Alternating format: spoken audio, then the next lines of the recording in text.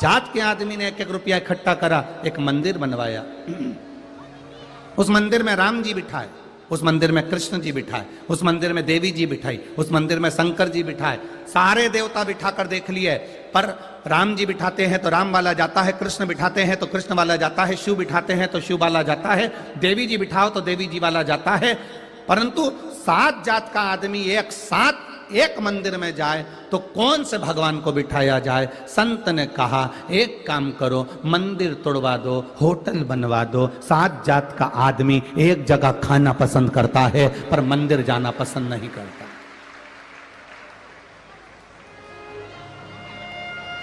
इतना भेद कर दिया हमारे सनातन धर्म में, लोगों ने इतना भेद कर दिया, इतना भेद कर दिया कि ये इस मंदिर में नहीं जाएगा, वो उस मंदिर में नहीं जाएगा, वो उस मंदिर में नहीं जाएगा। तो हम तो निवेदन करेंगे कि फिर लिख के जाना कि मरने के बाद शमशान नहीं जाऊंगा। हमारे सनातन धर्म को तोड़ने वालों ने इतना भेद कर दिया कि मैं इसको भजूंगा, मैं इसको भजूंगा, मैं उसको भजूंगा, मैं किसी को बाकी तो नहीं भजूंगा। किसी धर्म के अंतर्गत, किसी पुराण के अंतर्गत ऐसा बताया हो कि तुम राम को मत पूछो, तुम कृष्ण को मत पूछो, तुम शिव को मत पूछो, तुम इसको मत पूछो, तो वो पुराण हमको भी बता देना कि जिस पुराण में किसी देवी देवता की निंदा करना बताई हो उस पुराण को हम भी पढ़ना पसंद करेंगे। क्या हमें भी तो बताओ कि किस पुराण में किसी देवता की निंदा करना बताई। मेरे भगवान विष्णु शंकर के बिना नहीं रह पाते, शंकर जी भगवान विष्णु के बिना नहीं रह पाते, और ब्रह्मा शिव और विष्णु के बिना नहीं रह पाते। जब तीनों में कोई भेद नहीं है तो फिर हम क्यों भेद करें? एक घर की मां और एक परमात्मा, इनमें कभी भेद नहीं होता। घर की मां और घर का पिता, जितने बुजुर्ग माता पिता यहां बैठे हैं उनसे निवेदन करना चाहूंगा तुम्हारी पूरी जिंदगी निकल जाए परंतु मुंह से यह कभी मत कहना कि तुम्हें बड़ा बेटा अच्छा लगता है कि छोटा बेटा अच्छा लगता है। हमेशा कहते रहना मेरे दोनों बेटे, मेरे तीनों बेटे, मेरे चारों बेटे, मेरे पांचों बेटे एक जैसे हैं। मां की दृष्टि में भेद नहीं होना चाहिए कि मेरा बड़ा प्रिय कि छोटा प्रिय, कि मंजला प्रिय कि संजला प्रिय। मां की दृष्टि में भेद नहीं होना चाहिए कि बड़ी बहू प्रिय है कि छोटी बहू प्रिय है, कि मंजली बहू प्रिय है कि संजली बहू प्रिय है। तुम्हारी दृष्टि में सब एक होना चाहिए। क्यों?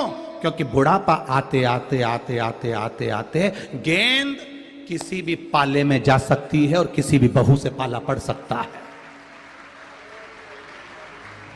अपने मुख से कभी मत कहो कि मेरी बड़ी बहू अच्छी कि छोटी अच्छी। दोनों अच्छी है, दोनों प्रिय हैं। एक अगर सब्जी अच्छी बनाती है तो दूसरी रोटी अच्छी बनाती है, एक हलवा अच्छी बनाती है तो एक खीर अच्छी बनाती है। दोनों के लिए प्रति तुम्हारा प्रेम होना चाहिए। तुम अपने मुंह से कहकर क्यों बुरे होते हो? नहीं, मेरी छोटी बहू तो इतनी बढ़िया, इतनी बढ़िया, इतनी बढ़िया, तो बड़ी ने भी सोच लिया डोकरी अब तू आ, अब तू आ मेरे पाले, पढ़ने दे मेरा पाला तेरे से, फिर बताऊं तेरे को। क्यों कहकर बुरे हो? मां अपने चारों बच्चे को बराबर का दूध पिलाती है। मां अपने चारों बच्चे को, वो तो अब नया नया फैशन आ गया, नहीं तो पुराने फैशन में तो दिवाली आती थी, थान का एक जैसा कपड़ा कटकर आता था, लल्लू कल्लू पप्पू मुन्ना सबका एक जैसा कपड़ा सिल जाता था। बोलो रीजिए सही है कि गलत है? एक जैसा थान का कपड़ा कटकर आता था और एक जैसे घर के बच्चों के कपड़े सिलते थे। कोई भेद नहीं था मेरे बुजुर्ग माता पिताओं में, पहले के लोगों में कोई भेद। धर्म बड़ा, वो कहता है हमारा धर्म बड़ा, वो कहता है मैं इसका वाला तो ये बड़ा, वो कहे मैं इसका वाला तो मैं ये बड़ा। कई लोग कहते हैं हम शंकर जी के मंदिर नहीं जाते, शंकर जी का प्रसाद नहीं लेते। हम उनसे कहते बिल्कुल मत जाओ, पर आखिरी में स्टाम्प पर लिख कर जाना कि मरने के बाद भी मुझे शमशान मत ले जाना, क्योंकि शंकर भगवान को उनके ससुर का श्राप लगा था। शिव, मैं तुझे श्राप देता हूं कि तू शमशान में निवास करेगा। शंकर भगवान ने पूछा शमशान मेरा मंदिर होगा? हाँ, शमशान तेरा घर होगा। तो फिर लिख कर जाओ कि मैं शंकर का प्रसाद नहीं खाता, शंकर के मंदिर नहीं जाता, शंकर का गुणगान नहीं गाता। तो लिख कर जाना कि मुझे शमशान भी मत ले जाना, क्योंकि वहां भी शंकर मिलने वाला है। शुरू से मृत्यु तक शिव तुम्हारे साथ है।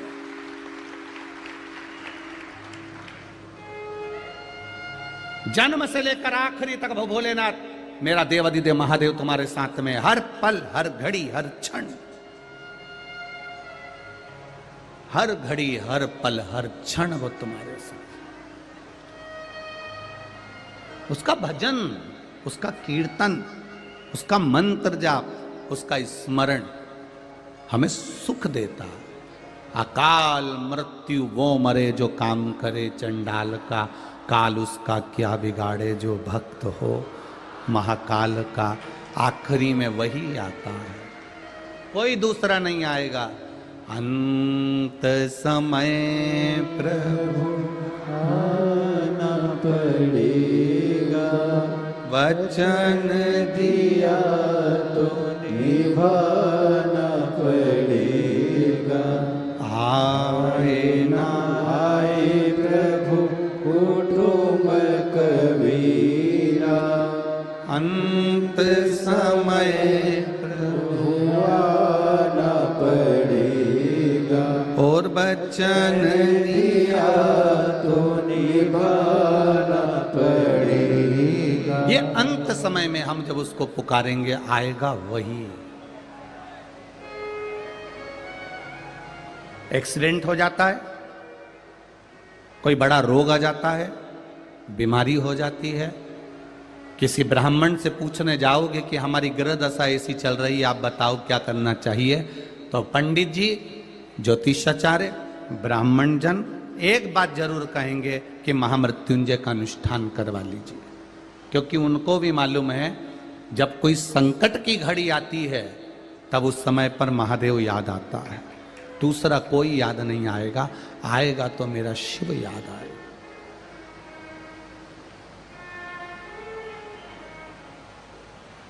अपने स्वार्थ को खत्म करो, और जिस दिन अपने स्वार्थ को खत्म कर दोगे उस दिन तुम परमार्थ करना प्रारंभ कर दोगे और शंकर तुम्हें मिल जाएगा, ये निश्चित है।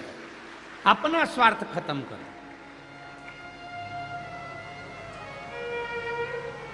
इतना स्वार्थी जमाना हो गया, इतना स्वार्थी हो गया कि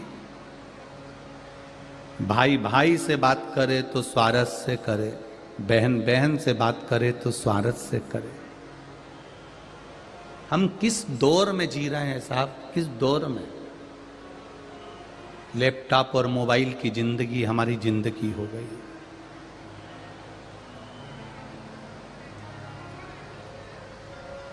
काम कुछ भी नहीं है और व्यस्त पूरे दिन है। काम कुछ भी नहीं है और व्यस्त पूरे दिन है, पूरे दिन व्यस्त है। बर्तन वाली तुम्हारे यहाँ बर्तन मांजे, कपड़े वाली तुम्हारे यहाँ कपड़े धोए, झाड़ू पोछा वाली तुम्हारे यहाँ झाड़ू पोछा करे। हम बिल्कुल मना नहीं करेंगे, करो। भगवान ने तुम्हें धन दिया है तो झाड़ू वाली लगा लो, बर्तन वाली लगा लो, कपड़े वाली लगा लो। पर एक निवेदन, अपने घर में भोजन बनाने वाली कभी मत लगाना, भोजन खुद बनाना। कपड़े वाली लगा लो, बर्तन वाली लगा लो, झाड़ू वाली लगा लो, तुम जो चाहो वो लगाओ, पर भोजन घर की बहू, बेटी लक्ष्मी होती है। माँ घर की जो लक्ष्मी है, अन्नपूर्णा है, वो भले 2 रोटी बनाए, ज़्यादा नहीं बन सके, 4 तरह की सब्जी नहीं बने तो दाल अकेली बना ले, रोटी बना ले, पर अन्नपूर्णा है तू मेरे घर की, तू लक्ष्मी है मेरे घर की, तू बेटी है मेरे घर की, तू माँ है मेरे घर की, भोजन तू बना, तू करो।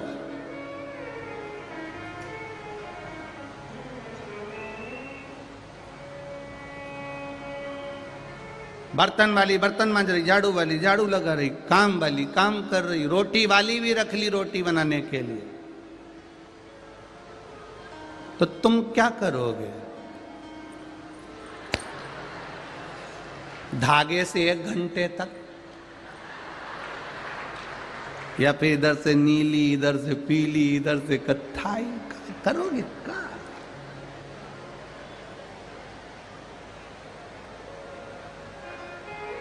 पति ने पानी मांगा, पत्नी ने कह दिया नौकरानी से, जा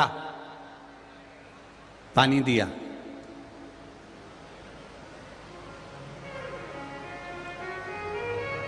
पत्नी को कोई चीज की जरूरत पड़ी, पति से कहा, पति ने दुकान पे से नौकर के हाथ भेज दिया, गलत है। फोन तुम्हें करा है, पति को काम बताया है, पति से कहा गया है और काम करने के लिए नौकर को भेजा गया। पति को कोई चीज की जरूरत पड़ी, काम करने के लिए नौकरानी को भेजा गया, जा दिया पानी, जा दिया।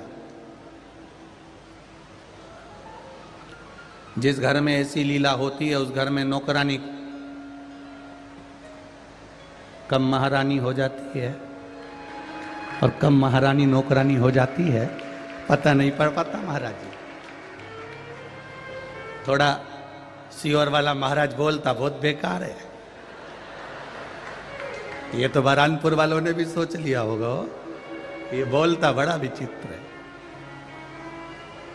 एक बात बताएं, हम आपके घर के कुछ भी नहीं हो फिर भी हम ये चाहते हैं कि दुनिया का कोई घर कभी बर्बाद ना हो, खूब उन्नति की ओर आगे बढ़ते, खूब बढ़े, खूब तरक्की करे, खूब वैभवपति हो, खूब आनंद में जियो, इतने मस्त होकर जिंदगी जियो। ये मनुष्य की देह दूसरी बार नहीं मिलने वाली है, क्योंकि अगला जन्म तुम सोच के बैठे हो कि वापिस मुझे मनुष्य का मिल जाएगा, बरहानपुर में जन्म मिल जाएगा, मैं वापिस वहीं की वहीं जन्म ले लूंगी। तो जी बिल्कुल भूल जा, तूने दिन भर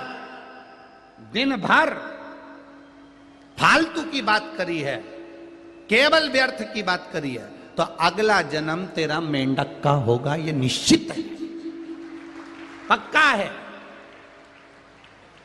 और दिन भर तूने चुपचाप एक दूसरे की बात सुनते रहे, इसने क्या बोला, उसने क्या बोला, उसने क्या बोला, तो अगला जन्म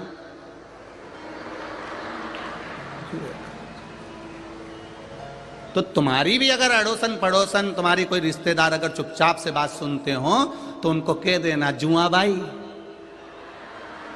कदे आई हो? बोल देना, तुम्हें बोलना मत।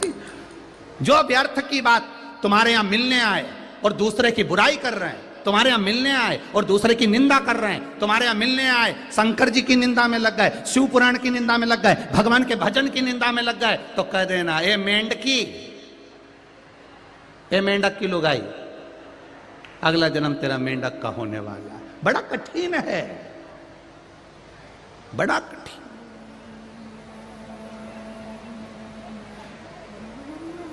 वैसे तो मुझे मालूम है बरहानपुर के लोगों का ऐसा वैसा जन्म तो नहीं होगा, निश्चित है।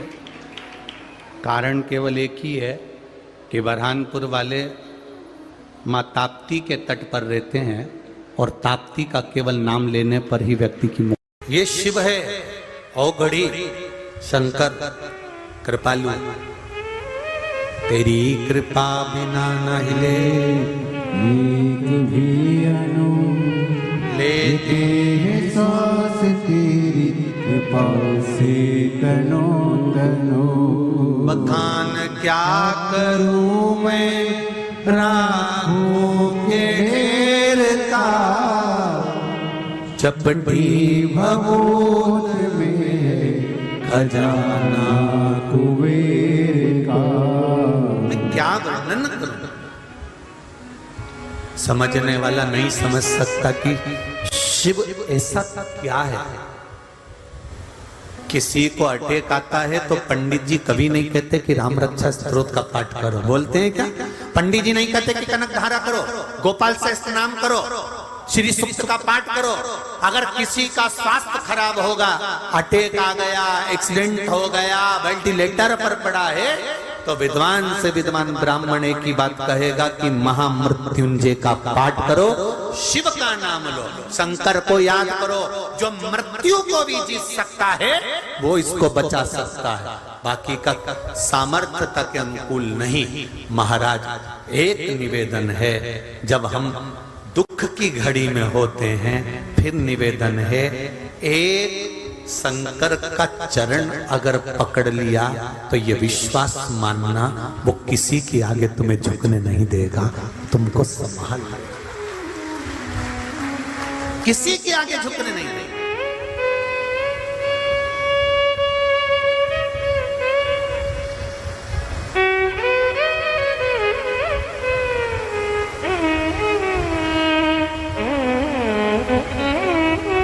एक पति नौकरी करता था, उसकी नौकरी छूट गई। छूटने के बाद में पति ने एक प्लाट था, प्लाट पर मकान बना लिया कर्जा लेकर। कर्जे वाले प्राण पर प्राण खा रहे, नौकरी अलग छूट गई। पत्र है,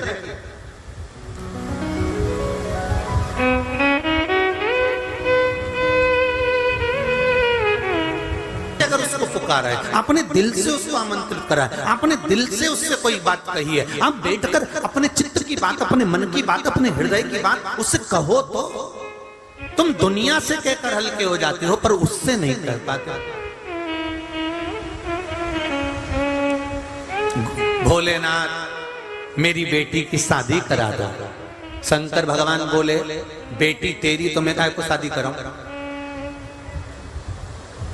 जब तू वहां पर भी मेरा तेरा कर रही है, मंदिर में बैठकर भी, मंदिर में बैठकर भी कर रही है कि मेरी बेटी की शादी करा दो, तुम्हें वहां बोलना चाहिए भोलेनाथ आप ही की दी हुई पुत्री है, आप ही की है। और जैसे अशोक सुंदरी का विवाह करा था आपने, मेरी बेटी आपकी है और आपको इसका विवाह करना है। शिव जी कहे जब मेरी है तो टेंशन मत कर, निपटा दूंगा 3 महीने में ही। जा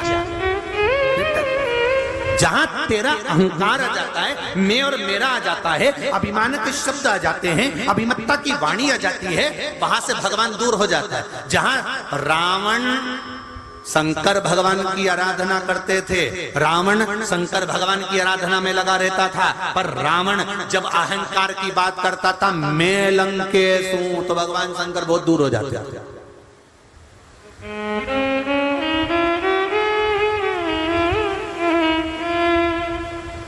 घर मेरा, परिवार मेरा, कुटुंब मेरा, कबीला मेरा। एक सेठ जी हमेशा यही के रोते थे, मेरा परिवार मुझे इतना चाहता है, इतना कि मैं 1 मिनट नहीं दिखूं तो हमारा घर का लोग मुझे ढूंढने निकल जाता है। तो इतने में गुरुजी आए उनके गांव में, गुरुजी ने कहा तुम्हारा परिवार तुम्हें इतना चाहता है, हम भी देखना चाहते हैं कितना चाहता है, तो एक काम करो ना, थोड़ी आधा घंटा के लिए मर जाओ। तो क्या आधा घंटा के लिए कोई मरता है?